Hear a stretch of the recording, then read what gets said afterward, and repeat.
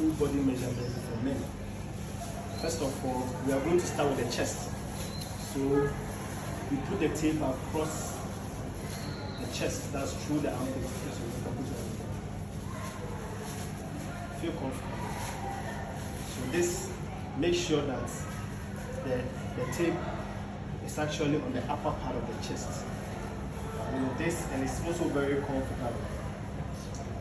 So you either make it close up and add 3 inches to it, or you loosen it up and make sure that it can be sent down like this and come up, but not so much.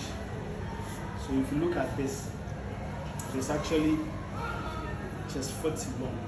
Right. So you can make it tight like this and add 3 inches. So 38 times 3 will give you 41. 3 inches, to which means that it will be quite loose and you can pull it down. So this measures the chest. Now you can also measure the tummy, because sometimes we want a little shape in it. There are some people too, their tummy is bigger than their chest, especially the old people. You also want to consider that in. You can also measure the tummy. This one, realize that the tummy is around 37, which is also very comfortable. It means that there will be a little shape in it. Then you also measure the hip. So the hip is around 42, right? This one, the hip is around 42 and a half. If you look at it carefully, you realize that where the metal tip is pointing to the 42 and a half. That measures the hip. Right. Now, can you turn around? We are going to measure the back. So it's from one shoulder to the next. So from here to this point, and it has to, you don't have to do it like this, you will shorten it. So it has to go through this. So the shoulder is 18. That's the shoulder. Right. Now we are also going to turn around.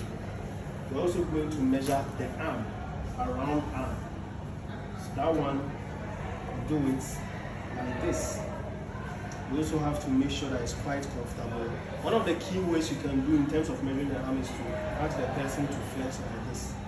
At this point, it means that if the person flex like this, it captures the full arm and you wouldn't miss out or make it so tight. So the arm is 14 and a half. Right. Now, flex like this too. Good. Now this is going to be the hand for the hands from the shoulder to the wrist, and this is 26. If you ask the person to do it like this, there's no way you will finish and your attire or the hands is going to shorten. This is 26. Now you measure the length of the top from the top of the shoulder or the shoulder blade down to where the client feel is preferable to this point. So I will take 33. That is the top length. And now we are going to measure the waist. So the waist is just beneath the navel. And this is 35. It looks very tight, so I'll make it 34 and a half. That is the waist. Now we are also going to measure the thigh. So the thigh, you put the tape across the thigh like this, and this is 27. So that's the thigh, 27. Now we are also going to measure the trouser length from this point, that's from the waist to the ankle. And the trouser length is 38. We are also going to measure the calf because we want a slim fit trouser. So the calf for this, for him, is going to be 16. If the camera is pointing and you will look and you will see where the tip of the blade is pointing to the measurement, where you read it. Can you remove your shoe? And this is how you measure the base of the trouser from the around the foot area like this.